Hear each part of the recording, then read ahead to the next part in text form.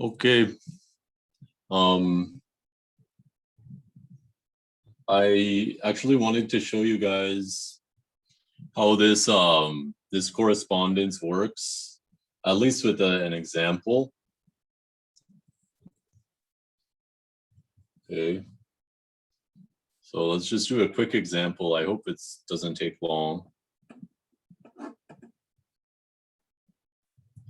R is just going to be the integers. And I is just going to be the ideal, which you could call it the multiples of 30. 30z.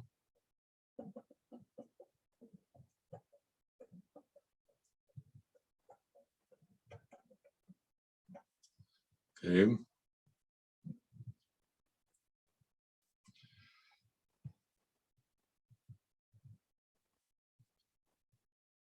And we can look at what are the ideals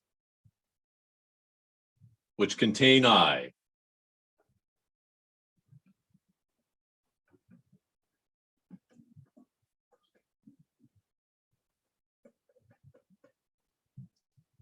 Okay.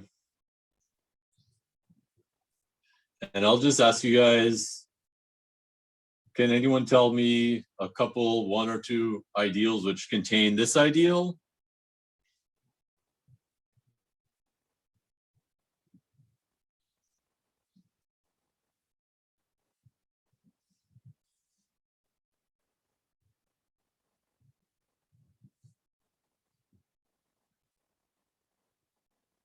Oh, sorry, I didn't have the chat up. That is, sorry about that. The multiples of 60. So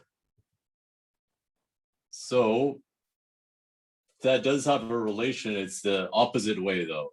You made, so it is kind of counterintuitive.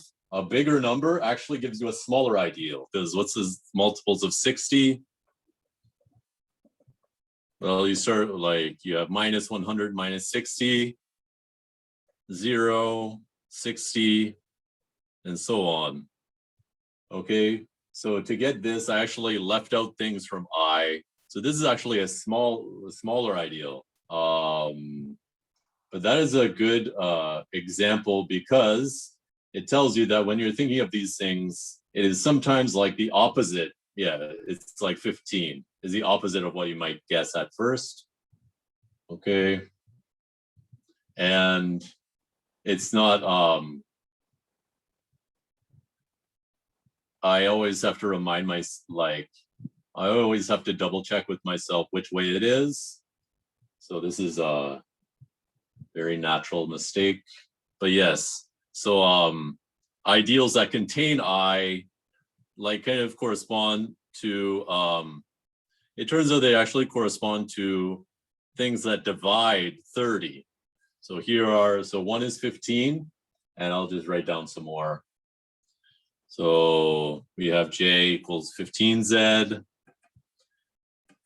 Of course, any multiple of 30 is also a multiple of 15, naturally. So minus 60, minus 45, minus 30, minus 15, 0, 15, 30, 45, 60, and so on. And now you can see that this ideal contains all the multiples of 30, right? So you have a smaller number. That means you actually have more things in the ideal, just roughly. Okay, and other ideals which contain this I, oh, this should be J, would be just, you know, the other divisors of 30. So you have like 10Z. You also have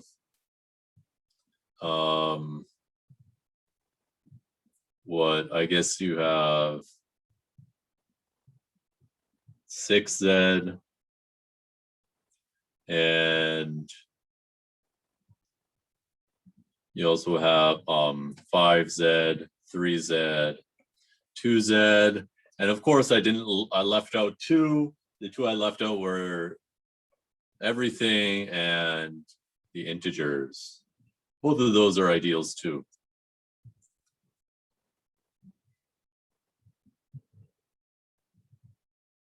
Okay, and these all correspond to ideals of Z mod 30Z.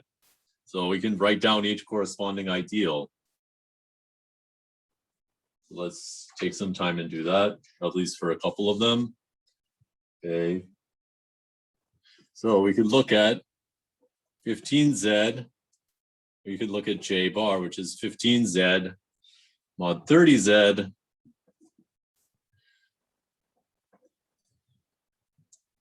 So this actually has two elements in this ideal.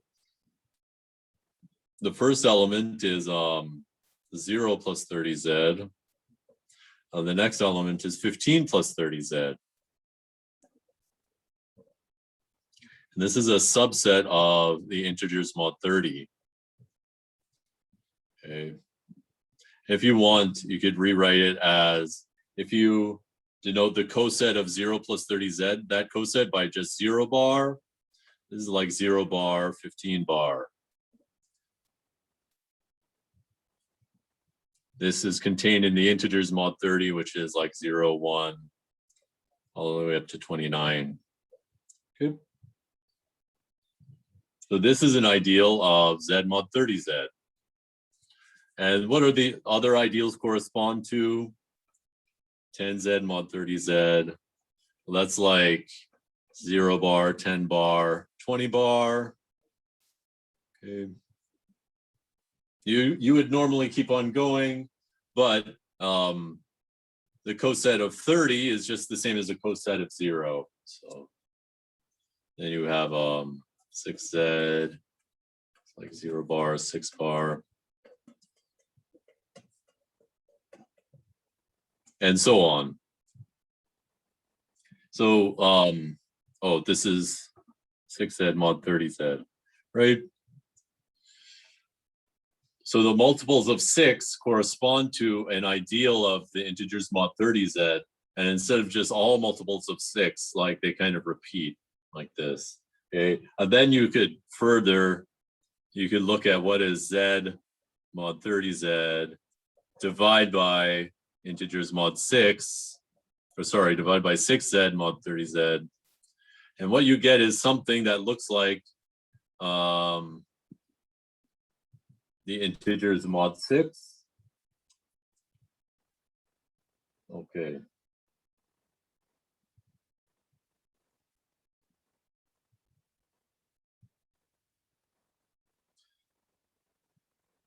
Okay.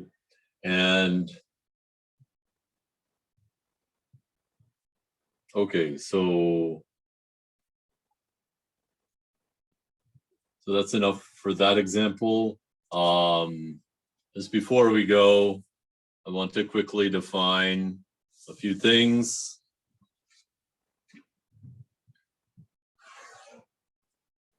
At least one thing.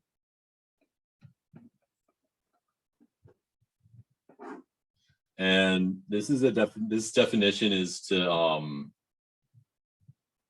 this is basically generalizing, like, you know, we had this ideal called the multiples of 30. We want to just take any element of a ring and define the ideal, which is like the multiples of that element. Okay, and that's called the principal ideal. Okay, so let R be a ring. Again, our rings are all commutative. So when I remember, I'll remember to remind you. Okay, meaning that like xy equals yx in this ring. Okay, and then a principal ideal. Let R be an ideal. Then I is called principal.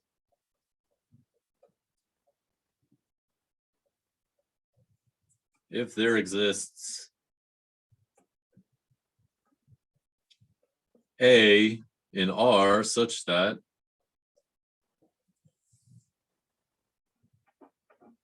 I is the set of all A times R, where R is any element of the ring.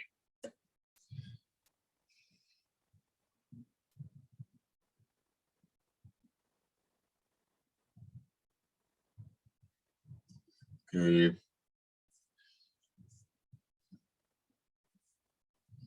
So, and then if this is true, we just write I is like kind of generated by A, or we can also write it like A times R. This means the same thing.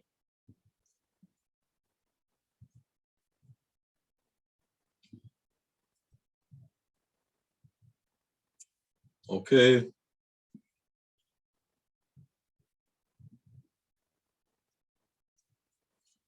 Okay, that's I'll stop there. And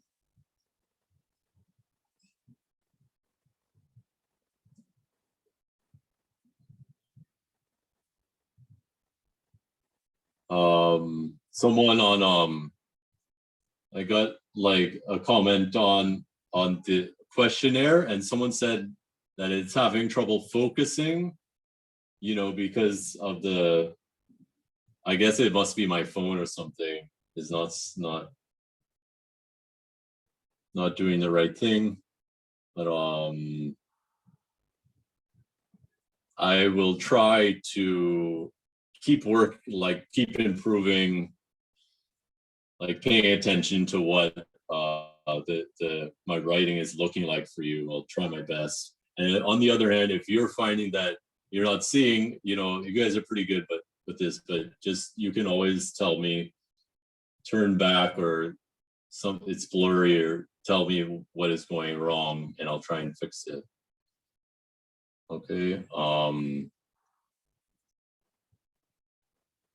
So anyways, that is pretty much all I have to say for today.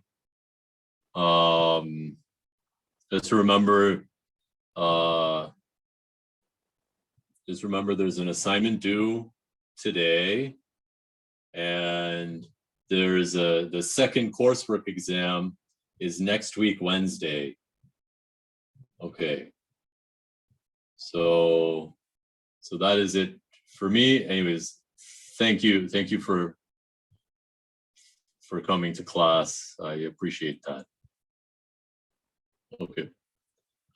Everyone have a good day. Bye.